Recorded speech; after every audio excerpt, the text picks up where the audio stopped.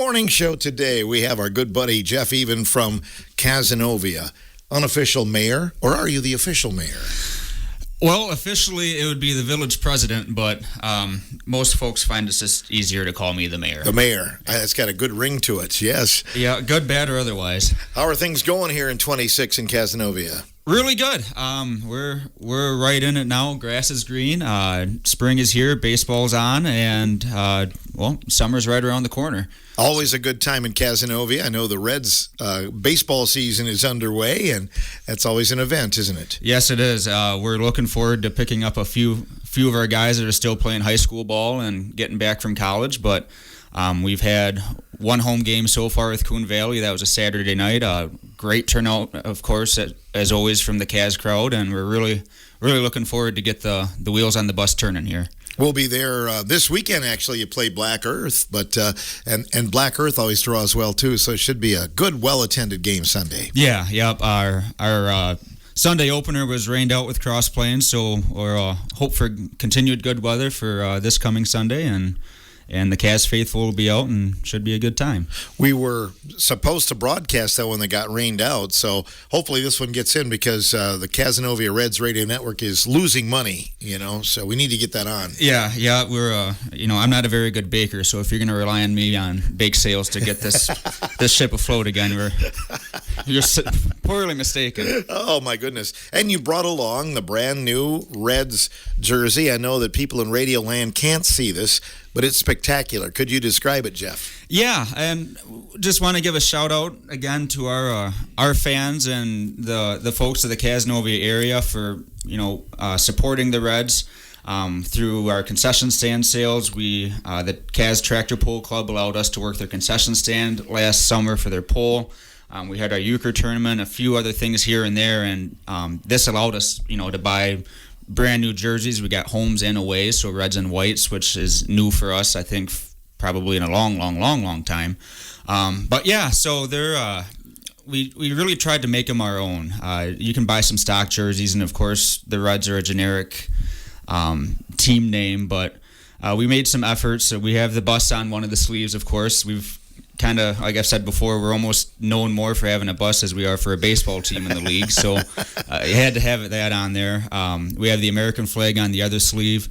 The Reds across the front is written in kind of a script font, and then we have our own Caz logo on the back on the nape of the neck. So, in the home talent, a lot of the team mascots resemble the MLB teams, and sometimes they adopt those MLB logos. And at one time, Caz kind of adopted the Cincinnati Reds logo, and since then we've come up with something our own. And I think it's kind of neat that it's ours, all the way through. And there's no lawsuit pending on infringing on the MLB. Not at all. Right. Yeah, exactly. Cincinnati's not coming down on little old Cazenovia. No. Good idea that you did something different. I love the picture of the bus on the sleeve there as well. And is that supposed to be you driving?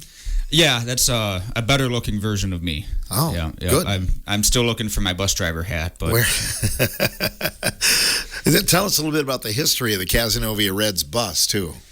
Sure. So there was another team in the league. We have to give some credit to the Wisconsin Dells. They had a bus at one point in time, and we and the Dells go pretty far back. We're still close as far as friends go. One of their players owns a tavern in the Dells, and they actually sponsor a sign on our fence.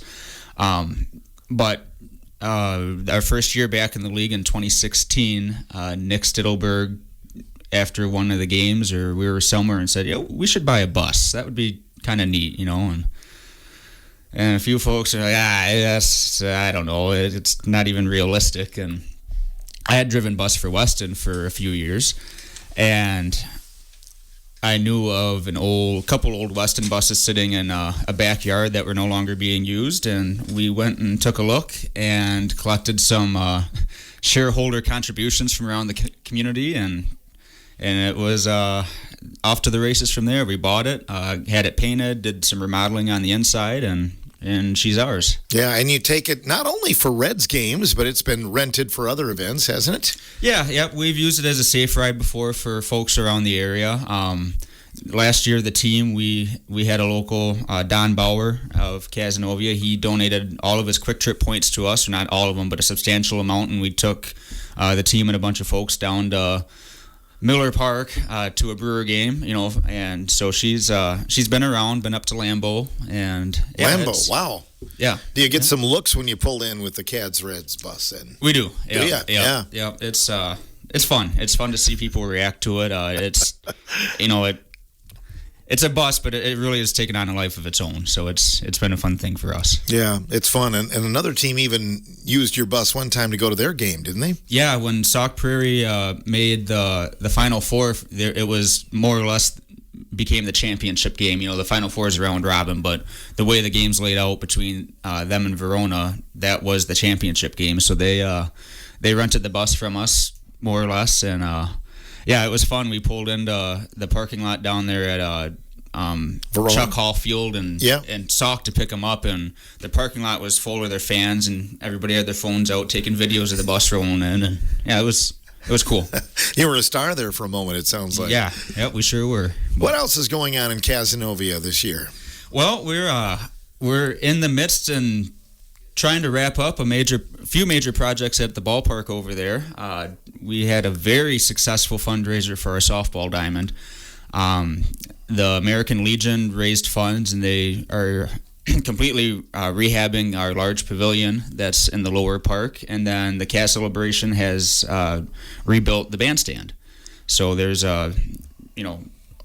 between all areas of the park, there's been a lot of activity going on, and it's been really cool to see. I was there last year when you were getting cement laid for the new bandstand, but I know, you've got the structure up now and everything, don't you? Yeah. The structure went up a couple of weeks ago. It was kind of a neat scene, really. Weston had their JV baseball triangular, so they were playing baseball up above. You had a crew of folks working on the bandstand, building that, and then down in the pavilion, 50 feet away, the concrete crew was working on the next pour of concrete. So there was really a lot of activity going on, and for me, it was kind of neat to, for the folks that aren't from Cazenovia, for the away teams to kind of showcase, like, hey, this is what our community is about.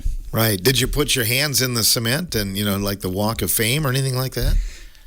No, I thought about it, but that would have been funny.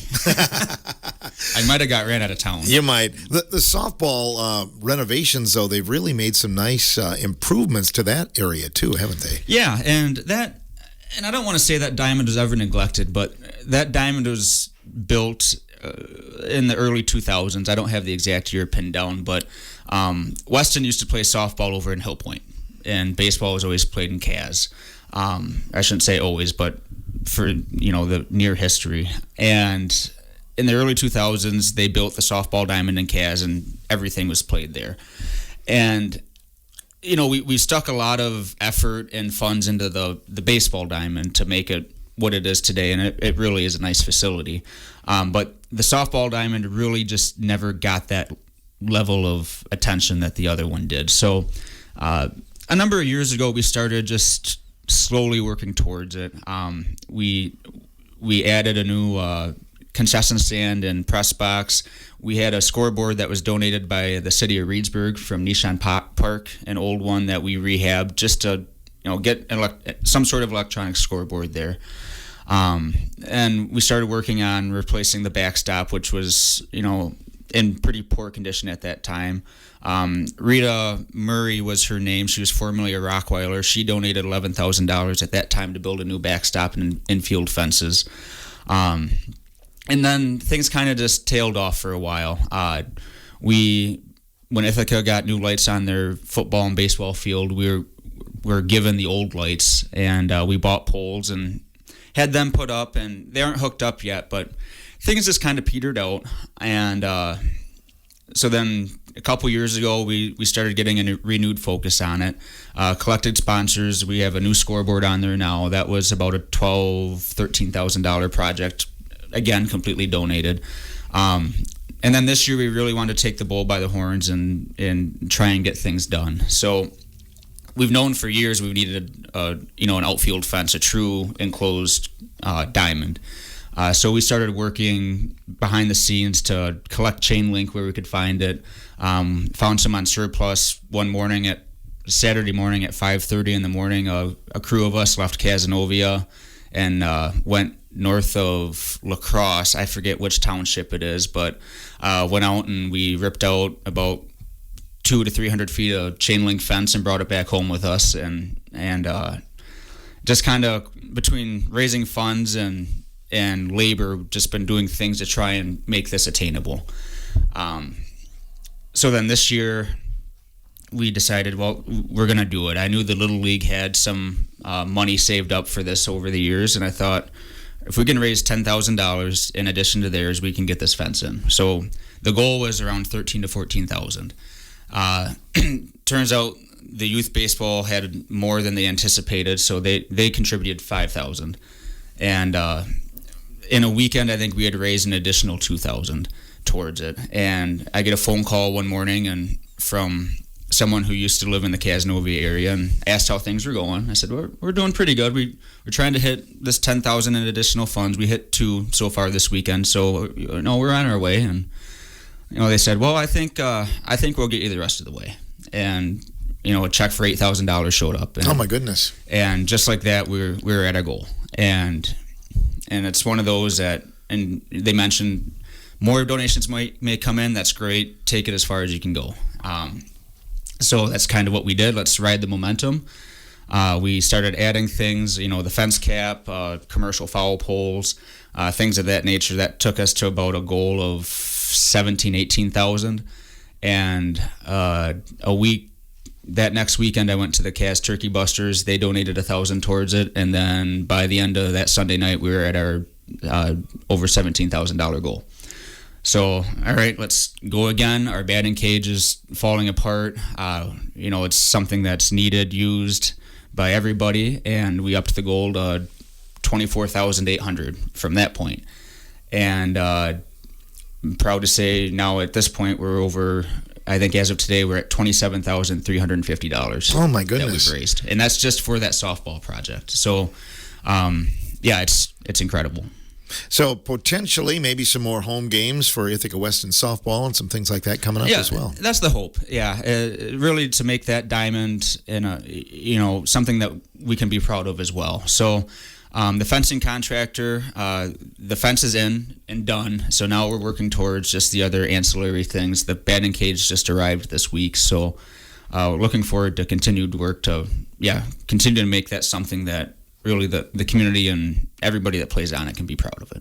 The Caz celebration is not too far down the road, right? No, yeah, that's coming up July 17th through the 19th. Yeah, so we're well on our way with that too. Always a big doings there, and your parade. I'm always impressed how large that parade is. Yeah, it's fun. It's you get a little bit of everything between cars, tractors, floats, businesses that bring their vehicles in, and the German band as well. So it's a nice parade, and we run ours a little different than some communities where we U-turn back on itself. So you kind of have a two-way parade on one section of Main Street there, but it's cool. It's fun. Yeah, I know. I was in it a couple of years ago with Grace. The Greater Richland Area Cancer Elimination Float was in there, and the cool thing about making the loop and coming back, you get to see some of the parade, because when you're in the parade, you don't see the parade, but in Cazenovia, you can.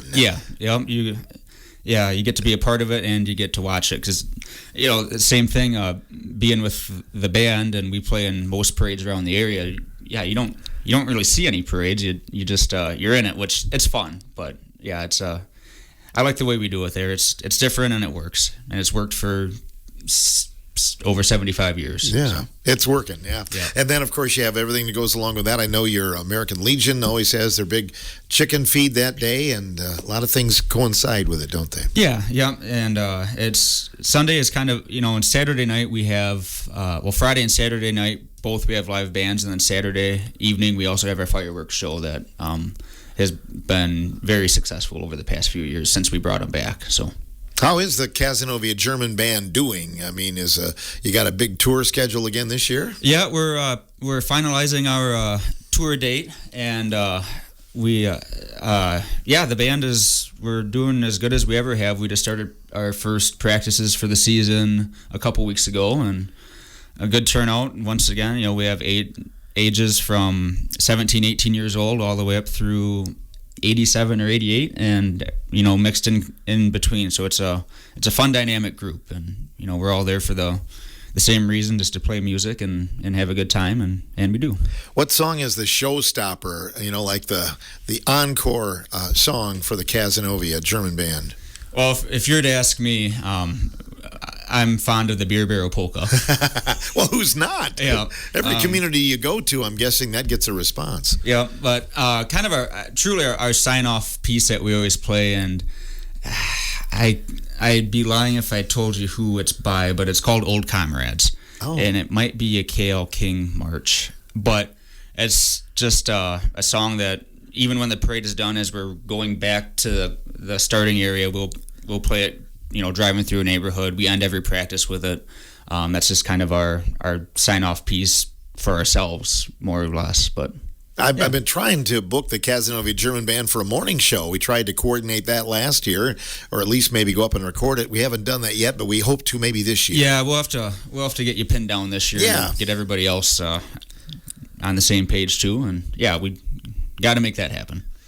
Speaking of the history of Cazenovia, too, not only that band, but there are a lot of local bands around. The Duran family, I believe, had a family band at one time. Yeah, there's the Duran Family Orchestra.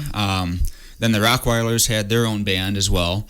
And then there's the Jolly Polketeers, and I think that was kind of a conglomeration of everybody, just like the German band was. And then you go out in the area, and Hub City had their own band, Yuba had a band, and all these small communities had their own big band, and we're kind of the last of that breed. The plain hot shots, Yep. They come to mind as well. So that's kind of a lost art, the family bands and the community bands. What about the city or the town of Kaz? You doing anything in terms of construction or any roads or streets this year? So we'll be looking. So Cazenovia, just like most rural communities, we're a mix of curb and gutter, and then ditches in the other areas of the town. And over time, some of the ditches and the road shoulders have gotten higher than the roads, and they get filled in. So we're looking to have some of that cleaned out and reshaped so water flows like it's supposed to, and then get back in the game with seal coating a few streets and get our preventative maintenance back where it needs to be. And on the less glamorous side of things, but I'm really excited for it because I'm an accountant by trade, but we're investing in new accounting and general ledger software for the village and payroll. So right now we use QuickBooks, which is better than the old pen and paper that was probably used before that, but it's just not designed for governmental accounting and the different funds and the things that you do. So we're going to a system that's designed for what we are and what we need for reporting and for budgeting, and we're right in the midst of that right now. So I'm pretty excited for that, for just the financial sustainability of the village. It'll be very helpful for that. Lee Lake is Richland County's only lake, and in terms of tourism, you get a lot of people stopping by. How's the lake doing this year? It looks good so far.